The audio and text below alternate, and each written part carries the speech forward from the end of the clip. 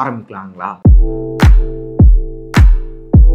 பாருங்களேன், மட்டன் அப்படியே புட்டோன்னே வந்துருச்சு. சூப்பராக வச்சுருக்காங்கப்பா.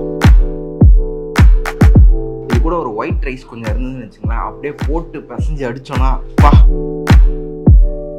சூடாக காரமாக அவ்வளோ சாப்பிட்டு ஜில்லுன்னு ஸ்வீட்டாக இப்படி ஒன்று சாப்பிடும்போது இது மேலே என்னடா வேணும் போங்கடா.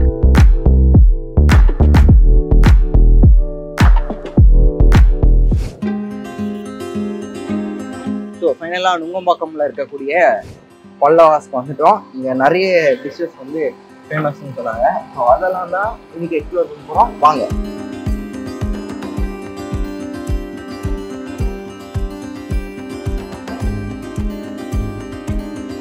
ஸோ பல்லவாஸ் உள்ள வந்துட்டோம். ஸோ டேபிளில் தான் உட்காந்துட்ருக்கோம்.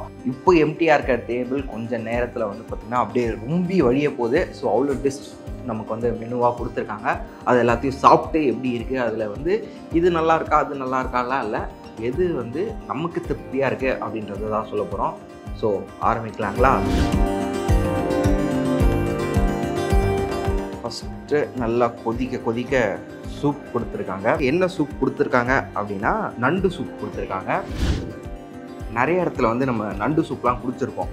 அங்கே வந்து பெருசாக பீஸ்லாம் இருக்காது. நிறைய அந்த காலெல்லாம் வந்து பார்த்திங்கன்னா உடச்சி போட்டிருப்பாங்க. ஆனால் இங்கே வந்து பார்த்திங்கன்னா பீசஸோடு வந்து கொடுத்துருக்காங்க.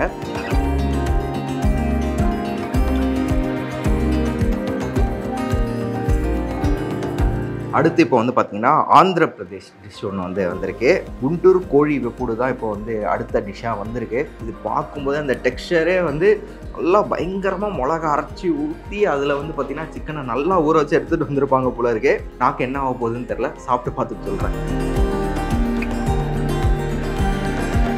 ஆல்ரெடி சொன்ன மாதிரி அந்த காரம் இருக்குது, இருந்தாலும் அதில் வந்து அந்த பீனட்லாம் போட்டிருக்காங்க இல்லையா, அதோட லைட்டாக அந்த ஒரு ஸ்வீட்னஸ் வந்து பார்த்திங்கன்னா அதை அப்படியே டேக்கிள் பண்ணி நல்லபடியாக அப்படியே உள்ளே இறக்கிடுது. அடுத்து ஒரு கேரளா டிஷ். இதுவும் ஒரு சிக்கன் தான். இது பேர் என்ன அப்படின்னா கோழிக்கூடு கோழி பொரிச்சது. நல்லா 65 மாதிரி பொரிச்சு வச்சுருக்காங்க. மேலே வந்து லைட்டாக பட்டர்லாம் விட்டுருக்காங்க. பாப்பா எப்படி இருக்குங்க. குண்டூர் கோழி வெப்புடு சாப்பிட்டோம் இல்லையா, அது எவ்வளோ காரமாக இருந்ததோ அதுக்கு ஆப்போசிட்டாக ஒரு சிக்கன். நல்லா பட்டர்லாம் ஊற்றி தேங்காய் எண்ணெயில் பொரிச்ச ஒரு சிக்கன், நல்லா இஞ்சி பூண்டு ஃப்ளேவரோட சூப்பராக இருக்குது. அது ஃபுல்லாக அப்படியே அதுக்கு அப்படியே ஆப்போசிட்டாக இருக்குது. அடுத்து அப்படியே நம்ம ஊர் டிஷ்க்கு வந்துட்டோம். தமிழ்நாட்டு ஸ்டைலில் வந்து பார்த்திங்கன்னா ஒரு நல்ல சிக்கன் பள்ளிப்பாளையம் சிக்கன். இது கூட ஒரு ஒயிட் ரைஸ் கொஞ்சம் இருந்ததுன்னு வச்சுங்களேன், அப்படியே போட்டு பிசைஞ்சு அடித்தோன்னா பா, ஒரு 3 மணி நேரம் சாப்பிட்டு நல்லா தூங்கலாம். என்னதான் ஆந்திரா கேரளா சிக்கன் சாப்பிட்டாலும் நம்ம ஊரில் அந்த குழம்பு வைப்பாங்க இல்லையா, அந்த சிக்கன் சாப்பிடும்போது அது ஒரு தனி ஃபீல் கொடுக்குது தான். ஓகே, சிக்கனாகவே சாப்பிட்டு இருந்தோம் இல்லையா. ஸோ மட்டனில் ஒன்று வந்திருக்கு. அதுவும் நம்ம ஊர் டிஷ் தான், மட்டன் சுக்கா. அதுவும் பட்டுக்கோட்டை ஸ்டைலில் ஒரு மட்டன் சுக்கா. மட்டன் வந்து அவ்வளோ சாஃப்டாக இருக்குது, அல்டிமேட்டாக இருக்குது. இந்த சீரகம்லாம் போட்டு நம்ம ஊர் ஸ்டைலுக்கு சூப்பராக செஞ்சுருக்காங்க. சிக்கன் முடிஞ்சிச்சு, மட்டன் முடிஞ்சிச்சு. அடுத்து ஃபிஷ் வரும் அப்படின்னு எதிர்பார்த்தா ஃபிஷ்ஷுக்கு பதில் ப்ரான் வந்திருக்கு. அதுவும் நாடான் ப்ரான். ஸோ நம்ம எப்படி இருக்குன்னு டேஸ்ட் பண்ணி பார்ப்போம்.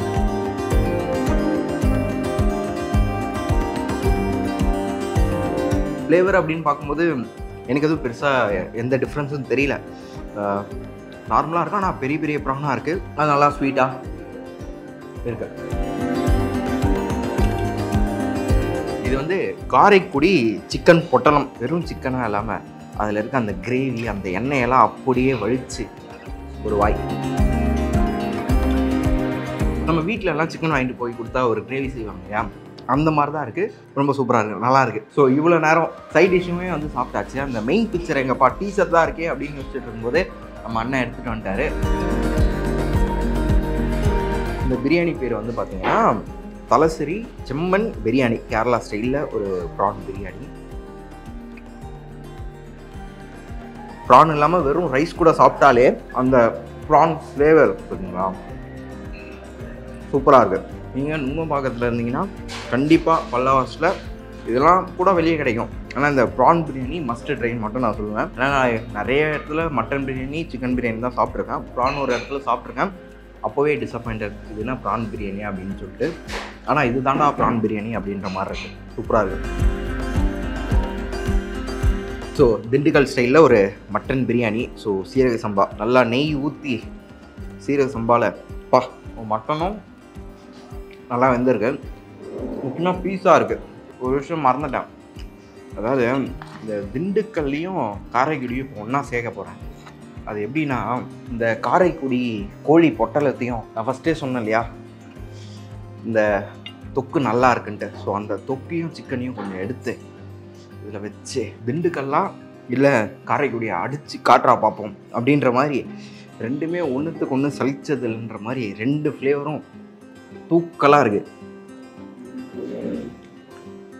இங்கே மற்ற ஸ்டேட்ஸும் வெயிட் பண்ணுறாங்க, அவங்களையும் கொஞ்சம் இணைச்சி பார்க்கலான்னு இருக்கேன். ஸோ ஃபஸ்ட்டு கோழிக்கூடு கோழி பொரிச்சது நல்லா ஸ்வீட்டாக கொஞ்சம் வச்சு, இவனை பார்த்தா தான் கொஞ்சம் பயமாக இருக்குது. இந்த குண்டூர் கோழி வெப்புடு சமகாரமாக இருக்கான், பரவாயில்ல இந்த ஸ்வீட்டு கூட சேர்த்து இணைச்சி பார்ப்போம்.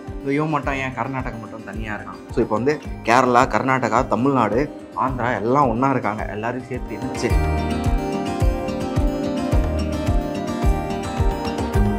ரியல் பேன் இந்தியாவே இங்கே தான் இருக்காங்க.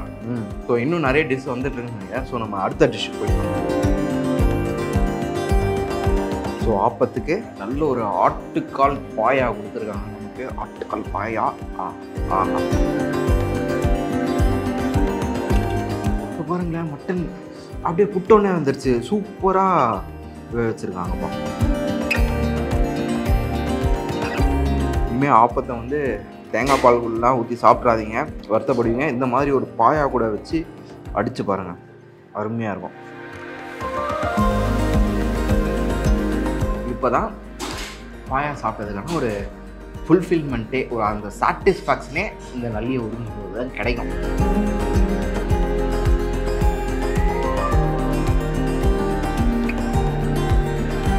ஸோ பரோட்டா நல்லா சாஃப்டாக முறுமுறுன்னு சூடாக இருக்குது. அது கூட இந்த கொங்கு கோழி குழம்பு,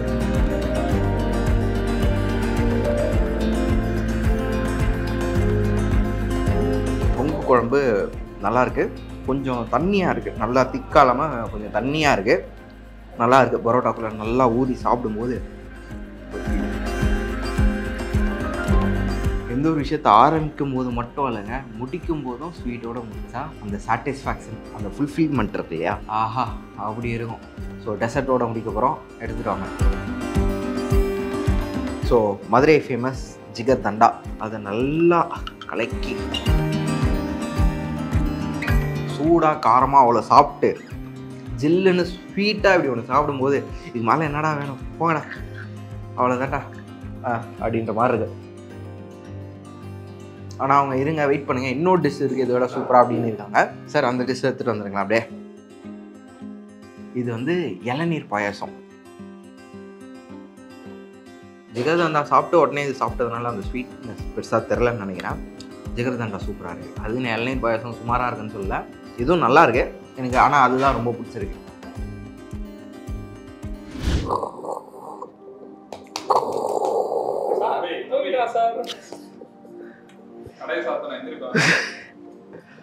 ஒன்றும் இல்லை, அவ்வளோ சாப்பாடு எல்லாமே வந்து பிரமாதமாக இருந்தது. அதெல்லாமே சாப்பிட்டு முடிச்சதுக்கப்புறம் ஒரு குட்டி தூக்கம் போடலான்னு நினச்சேன். அது பெரிய தூக்கமாக ஆகிடுச்சு. காலையில் 11 மணிக்கு வந்தேன், இப்போ நைட்டு 11 ஆகிடுச்சு. கடையை சாத்த போகிறாங்களா, அதனால் எழுப்புறாங்க, வேறு ஒன்றும் இல்லை. ஓகே, நீங்கள் பார்த்துருப்பீங்க நான் என்னென்ன டிஷ்லாம் சாப்பிட்டேன்ட்டு. ஸோ அதில் என்னோடய ஃபேவரட் அப்படின்னு கேட்டிங்கன்னா கடைசியில் ஜிகர்தண்டா ஒன்று கொடுத்தாங்க, அது வேறு லெவலாக இருந்தது. ஆனால் அதுக்கு முன்னாடி மெயின் டிஷ் அப்படின்னு பார்க்கும்போது திண்டுக்கல் பிரியாணி எனக்கு ரொம்பவே பிடிக்கும் தான்.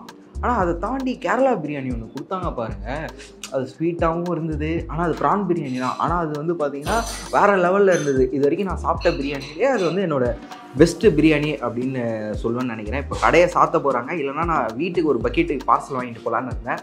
ஸோ அந்தளவுக்கு எனக்கு பிடிச்சிருந்தது. இதெல்லாம் தாண்டி இன்னொன்று சொல்ல மறந்துட்டு பாருங்கள், பிரியாணிலாம் தாண்டி லாஸ்ட்டாக அந்த ஆப்பம் ஒன்று வச்சாங்க பாருங்கள். ஆப்பம் கொடுத்து ஆப்பம் கூட வச்சா அந்த ஆட்டுக்கால் பாயா, அது அந்த டெக்ஸ்டரே வந்து பார்த்திங்கன்னா அந்த நல்லியோட அந்த கொழுப்பும் சேர்ந்து அந்த ஒரு மாதிரி, அதுதாங்க என்னை இழுக்காதடி அப்படின்ற மாதிரி இப்போ வரைக்கும் இழுத்துட்டு இருக்கு. அந்த மாதிரியான ஒரு இது கண்டிப்பாக அதை வந்து ட்ரை பண்ணுங்கள். வேறு எது சாப்பிட்றீங்களோ இல்லையோ அந்த ஆப்பமும் ஆட்டுக்கால் பாயாவும் வந்து ட்ரை பண்ணிடுங்க. பட்ஜெட் வைஸ் அப்படின்னு பார்க்கும்போது கொஞ்சம் காஸ்ட்லியாக இல்லை, பட் இங்கே இந்த இடத்துக்கு இந்த மாதிரியான ஸ்டைல் டிஷ்ஷஸ்க்கெலாம் கொடுக்கணுன்னா அதுக்கு எவ்வளோ ப்ரைஸ் அவங்க வந்து பார்த்திங்கன்னா கொடுப்பாங்களோ அதுக்கேற்ற ஒரு அஃபோர்டபுள் ப்ரைஸ் தான் கொடுத்துட்ருக்காங்க. ஏன்னா நம்ம சொல்கிறோம் இல்லையா, இந்த 4 ஸ்டேட்டோட டிஷ்ஷும் வந்து தராங்க இல்லையா. ஸோ இந்த 4 ஸ்டேட் டிஷ்ஷுமே ஒரு செஃப் சமைக்கல. ஸோ 4 ஸ்டேட்லேருந்து வந்த ஒவ்வொரு செஃப் தான் அந்தந்த டிஷ்ஷை வந்து சமைக்கிறாங்க. ஸோ அவங்களுக்கு ஒரு சேலரி, அதுக்கான ஒரு எக்ஸ்பென்ஸ், ஸோ அதெல்லாம் வந்து பார்த்திங்கன்னா அவங்க இது பண்ணணும் அப்படின்னும் போது கண்டிப்பாக அதுக்கான ஒரு ப்ரைஸ் அவங்க கொடுத்து தான் ஆகணும். ஸோ அந்த மாதிரியான ப்ரைஸ் தான் இது இருக்குது. அவ்வளோதான். ஸோ இதே மாதிரியே வேறு ஒரு வீடியோவில் நான் உங்களை வந்து சந்திக்கிறேன். அதுவரை உங்களிடமிருந்து விடைபெறுவது நான் உங்கள் கணேஷ் கோவிந்தன்.